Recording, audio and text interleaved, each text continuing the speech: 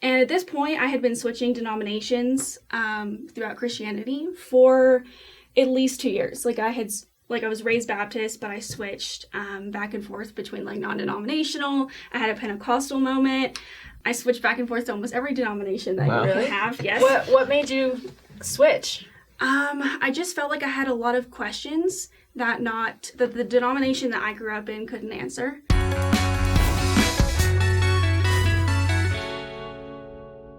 Hey everyone, welcome back to Saints Unscripted.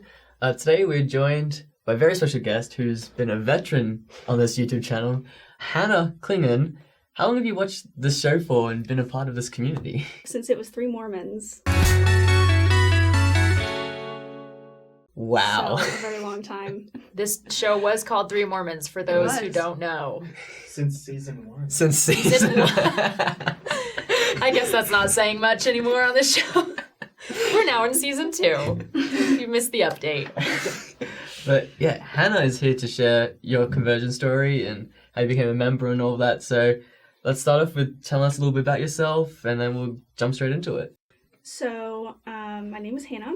I'm 20 years old. I grew up in the gospel, which, not this gospel for obvious reasons, but I grew up Christian and I loved it, but I always had a lot of questions, and that's kind of where we get right into the story. It just kind of, I grew up in the Bible Belt, so I grew up in Knoxville, Tennessee. It's a very strong Baptist household, but I did ultimately love it. It just ended up changing my life a little bit when I converted, so. Yeah? Yeah. So, how did that start? Like where was step missionaries one? Or just Yeah, did missionaries knock your door? Were you just on YouTube looking at what happened? So I was on YouTube one day and I was just watching whatever was in my subscription playlist. Didn't even have a plan. And at this point I had been switching denominations throughout Christianity for at least 2 years.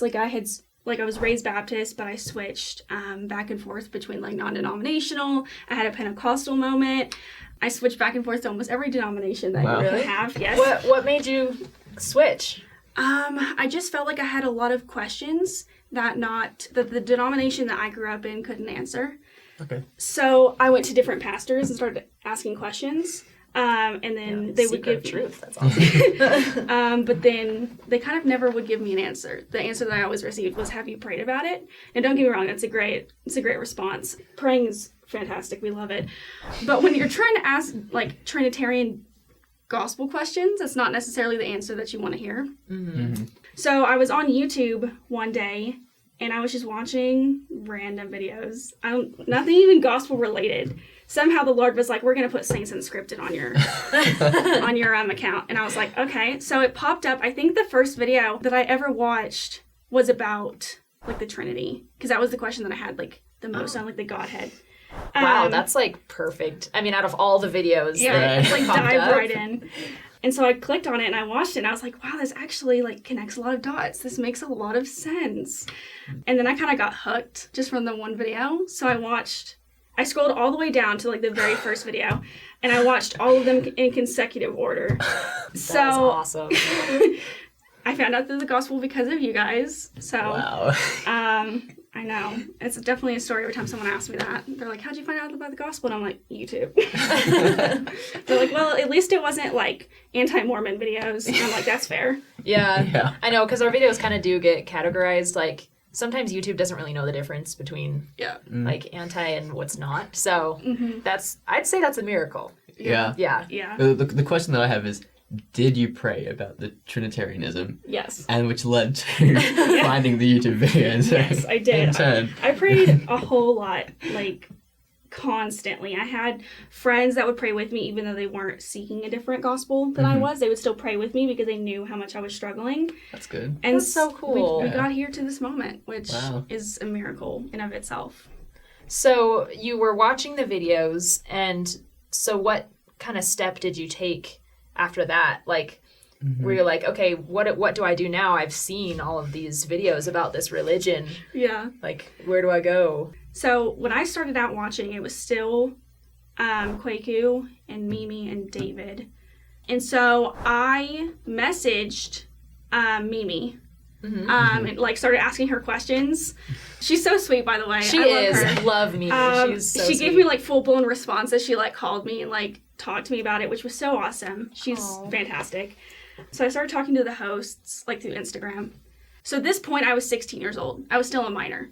My parents were like, "No way, you're not talking to anybody. Like you are Baptist. That's all we're doing." Okay. And I love them. And they are my parents, and I will never have a single bad thing to say about them. But they're also very like strong in their beliefs, and that's totally okay. As many parents are. Yeah. Yeah. So, and I feel like it also was kind of a shock because I didn't really voice to them my concerns as much. So like at 16, I like randomly like walked up to them and was like, "Hey guys, I'm switching religions," and they were like, "Are you though?" I don't know about that. Okay. They hadn't seen like your, I guess, internal. Yeah. No, not really. I mean, like, my parents had seen me, like, switch denominations, and they had seen how that affected me, but we never had, like, a conversation about it. Mostly because I was uncomfortable with it. Makes sense. Yeah. So, it took me about a year and a half of just research. So, at this point, I had found Saints Unscripted. I had also found the church website and Come On to Christ. So, I found the Gospel Library app. So at this point, I decided, well, I can't reach out to missionaries because my parents won't allow me to. It'll make them uncomfortable. So I'm going to be respectful, but also still learn. So I downloaded Gospel Library on my phone.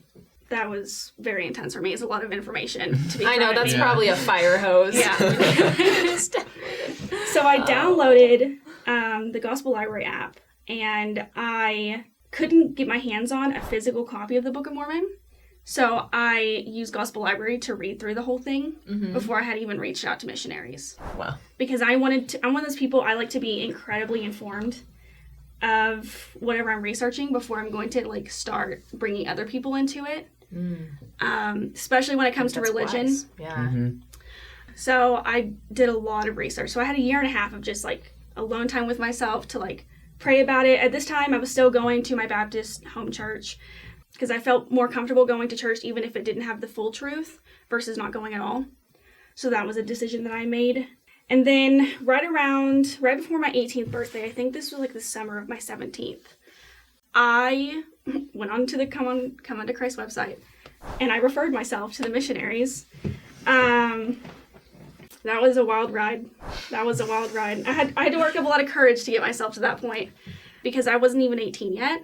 But I still felt like very strongly that's what I was supposed to be doing. So I referred myself. Not even 24 hours later, I had like missionaries at my front door. Good for them. Yeah. I know. Way to like. Anyway, They're just on top of it. Yeah, they're on top of it. They were amazing. And to this day, they're my best friends. And it's amazing because I've been able to go through like not only my conversion where they helped teach me, but they also like have gone through every momentous occasion with me throughout like the 2 years that I've been a member now. So Were they sisters, elders? elders. That's awesome. I did meet with sisters, but in my area for missionaries, like 99% of them were elders, which I didn't really have a problem with. The sisters were fantastic. I just only met with them once. So I messaged them. They showed up at my front door, and they handed me a Book of Mormon, and then they left because I actually that morning was leaving on a vacation to North Carolina to visit my best friend, and they handed it to me, and they didn't tell me this at the time, but they told me like when I got back, they said, "We really thought we were going to give you that Book of Mormon, and you were just going to leave. Like we were never going to hear from you again." Because apparently they were like, you know, like not having super good luck. They would like give you the Book of Mormon, then like you leave town, that you never come back. They never hear from you again. Yeah. So I took the Book of Mormon with me. I had like pamphlets on the gospel and everything, and I took them with me to North Carolina, and I just listened to the scriptures like the 7-hour drive to North Carolina because I couldn't read while I was driving because that's unsafe. But I listened to it. So I got to North Carolina, spent a long time with my best friend, and was actually very bold about my beliefs because like she at this point had been my best friend for 9 years. We're pushing 11 at this point, and so she's been with me through everything. And so when she saw me pull out a Book of Mormon, she was like, "Hannah, what is that?" And what is this? It's a book. The Book of Mormon. Like, "What are you doing?" And I was like, "Oh, I'm reading." Don't mind me. Did she know? Had she heard of it? Did she know what it was? She had heard of it, yeah, but she didn't really want to talk about it, which I'm respectful of. Yeah. I didn't really want to make it a big spectacle because I still wasn't sure. Yeah. 100%. Because in the Bible Belt, it's pretty. I mean, the overall view towards like Mormons, right, is probably not the best, right? No, not really. Like, because you've got like your Devil pastors horns and and people like preaching about how bad they are. So Yeah, I mean, it's not super anti, actually, where I was from. Like, there's not, like, people That's good. very strongly against the church, at least not that I was involved with. But it is the Bible Belt, after all. So I definitely had some opposition when it came to reading, like, my scriptures that wasn't the Bible out in public. Right. I would typically have, like, someone look at me weird or, like, come up and ask me questions. I had that happen a lot. I think it's mostly just surprising, honestly, because people obviously know that the church exists, but to have it, like, happen in your life or see someone actually living it is a whole different thing. yeah, to know someone, that's true. So I had a lot of people ask me questions, like family, friends, my friends. Like, I had one of my neighbors one time just had a question, so she, like, walked into my house and just started talking to me about the gospel. I think people are just curious because it's unfamiliar. Yeah, But no one was strongly anti, which I'm very grateful for. that's good. Yeah. Had you talked to the missionaries yet at this point? Or no, that yes, they They gave you gave the you- they yeah. gave you the book. Yeah, so they gave me the book, and they had given me, like, the pamphlets for, like, the restoration of Jesus Christ, like, all the things that I needed to know. And then I had spoken to them that one time, left for vacation, and then came back, and then we started having lessons. But I had never really had a lesson with them until I came back from North Carolina. Okay, so how long were you talking with them until you were baptized? So I actually only spoke to them for about 2 weeks.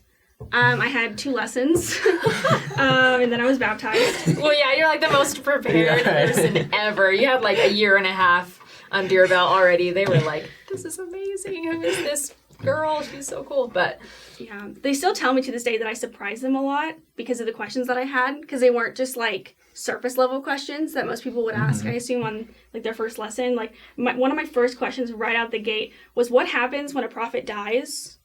And how did they like find a new prophet? And they were like, we never expected you to ask that, but we'll answer it. And I was like, I appreciate it. I had some, like, because I had known so much, and I did have questions on the things that I had researched, but I also had a lot of questions that isn't really put out there, like the prophet situation. It's not really talked about as much, so I like to have all the information when I make decisions. yeah, so you've been a member for like 2 years, Yeah, a right little at. over 2 years now. June 7th, 2020, so right Wow. at 2 years. That's awesome.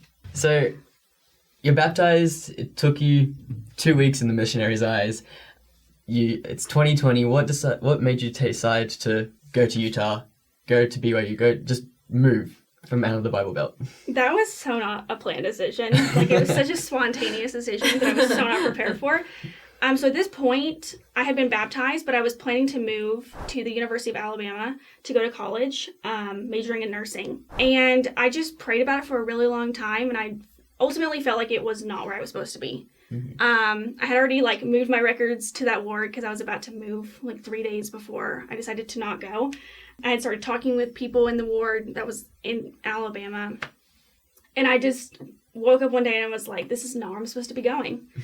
So I completely just, like, left Bama and decided to pray about it. And this time, like, the missionaries hadn't been transferred yet, so I was still talking to them just about life stuff, because when I had decided to just, like, get baptized and then not go to Bama, my entire life kind of derailed for what I had planned.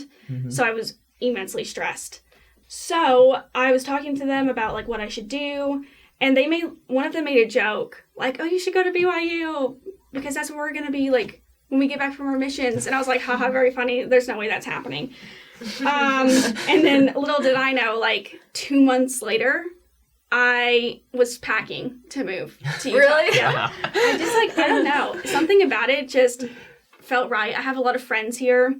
All of my member friends are from here. I didn't have any in Tennessee, unless, like, you count the people from my ward. But I was also the only young woman in my ward because it was a family ward. They're not YSA wards where I'm at. Oh, that can be tough to, like, find people to relate to. Yeah. So I just decided to move to Utah. And my dad was like, Hannah, why are you moving across the country? Like, he understood Bama because it borders Tennessee. But we had never even discussed the possibility of me moving. So he was just flabbergasted. But he ultimately supported it. That's good. Yeah. Are you like the oldest, youngest? Where do you fit in your siblings? I'm the oldest. Okay. So I have a younger sister who is almost 16. So I am the oldest, and I think it's very hard. It was hard for me to move, especially that far away as their oldest child. Yeah. I'm the oldest as well, so I can kind of get where you're coming from there. And it's like hard for them because you're like their first baby. Like, Yeah. oh, you're going to move. Yeah.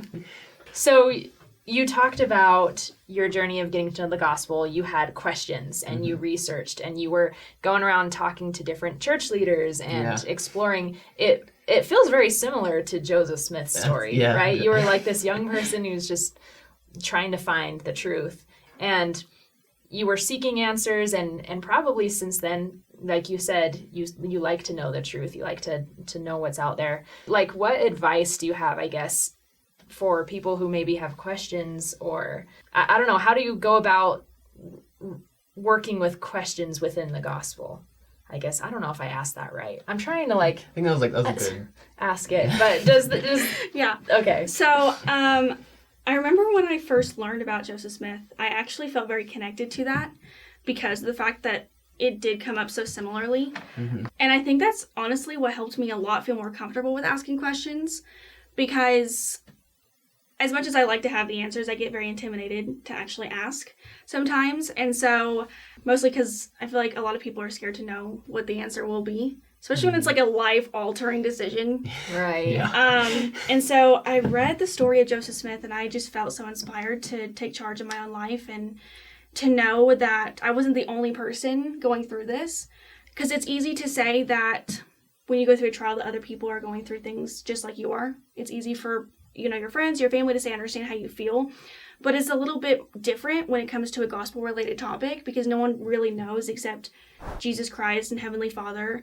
And I felt very connected to Joseph Smith, and I think that's what really helped solidify in my mind, in my heart really, that he was a prophet, that he helped restore the true church. And I remember when I read his story for the first time, I think I just cried. I was just so emotional. And still to this day, I will research, Joseph Smith and find more stuff about him. And I still just get emotional thinking about it because of what he went through and knowing that, what he went through has helped change so many lives and has, helped restore the church, that it's such a momentous occasion in my mind. Obviously it is momentous because he was, the first prophet, but because his story is so similar to mine, I got really emotional the first time. No one had to tell me, I'd never had to research it to know that it was true. I didn't really have to pray about it. I just heard the story and immediately believed it to be true. Which is incredible to me because I think that was one of the first times that I truly felt the Spirit, that I didn't have to pray for an answer. I just knew it. So Joseph Smith has definitely played a huge role in my life. I think when it comes to asking questions about faith, I think it's important, but I also understand it can be incredibly intimidating because you're changing your life when it comes to religion. But ultimately, at least for me, my life was changed for the better. I know some people have the experience where they ask a question and they kind of get the negative responses versus the positive. I did have some negative responses, definitely, when I started asking questions. But as cliche as it sounds, I just learned to not care what anybody else said because I didn't necessarily, and I don't care what other people think of me because I know how I feel and I know what I needed to know, and Heavenly Father knows what I needed to know. And He's the only one that I actually care about pleasing. Yeah. So I was just bold, which I'm extremely introverted. So I really had to dig deep to get the faith and the strength to do that. But prayer played a huge part in my ability to ask the questions. Yeah. So in a way, those church leaders that you were talking to way back when were like, did you pray about it? That advice kind of circled back. It did. And did help you. And it also makes me think of when Joseph said, after he saw the vision and people didn't believe him, he's like, I knew it, and I knew that God knew it, and I could not deny it. There's a couple scriptures in, the Bible, all gospel is about just that. It's if you know it's true and you know God is true, just ignore what everyone else is saying. And I've used that advice a lot of times in my life when I get like haters or like people who are attacking me for whatever it could be. I'm like, hey, I know it to be true. Whatever your opinion is your opinion, but Heavenly Father knows it's true and I know it's true, and I'm just going to leave it at that. Yeah. Well, that was awesome. Thank you so much for joining us on our show today. Do you have any other words that you'd like to share just as a final thing, or? The only thing I'll say is just stay true to yourself, stay true to your faith. Know that Heavenly Father is the only person who truly, truly knows you inside and out. He knows everything. So as intimidating and scary as it can be, follow your heart, follow your gut, and know that whatever sacrifices that you make in earth will be rewarded in heaven. And I'm incredibly grateful for the gospel. I know that it's true. I've never had a moment where I've doubted it since I converted. There have been so many blessings that have come into my life ever since, and the gospel has brought so many good things into my life, including friends. My family has become way more accepting now. Like, we'll have open conversations about it. That's so good. I remember, just like going to the temple for the first time was a crazy experience. It was one of the best things I'd ever experienced in my life. And all of that wouldn't have happened if I wasn't bold enough to ask the question. So if you have a question, don't feel dumb to ask. I feel that way all the time. I'm like, should I ask this? Am I stupid? No, you're not stupid. I think it's good to ask questions. It is. And be bold and stay true to yourself. I love that. Go and ahead. one last question I have is, what's next? You going on a mission? You're just going to stay at school? What's next for you? So, unfortunately, I cannot serve a mission because I do have health problems that prevent me from serving. And at first, I was very sad about that because I really wanted to serve because of how I was changed by missionaries. But I just came to the realization that if I'm not serving, it's because God needs me here. So right now, I'm just kind of being a missionary to people around me. So right now, I'm working hard with talking to my friends and my family about the gospel, and I'm going to school full time, kind of bringing the gospel into my personal daily life. Yeah. That's awesome. Like, one thing I've learned, especially in the past 2 years, is that a missionary isn't just a person with a badge. Like, everyone's a missionary. Yeah. And you're talking to your friends and family about it. It's just as important as going out and preaching to other strangers. So, great job with being a missionary, even without the badge. Yeah, and you're here on the show with us Yeah. too. So hopefully we just get tons and tons and tons of views on this video. Everybody share it, please. But thank you again, Hannah. Yeah. We're so glad you joined the show with us and that you've stuck around with us this long. Right. Everyone, you can subscribe, and leave your comments if you have any questions. And, Anything you want to plug? That's Or? it. Make sure to follow these guys on Instagram because we love Saints Unscripted. I've been with him for a really long time, so you should too. If you want to follow me on Instagram, it's just my name, Hannah Klingen. It's pretty easy to find, and that's pretty much it. All right. Thank Awesome. you so much, Hannah. Have a good day, everyone.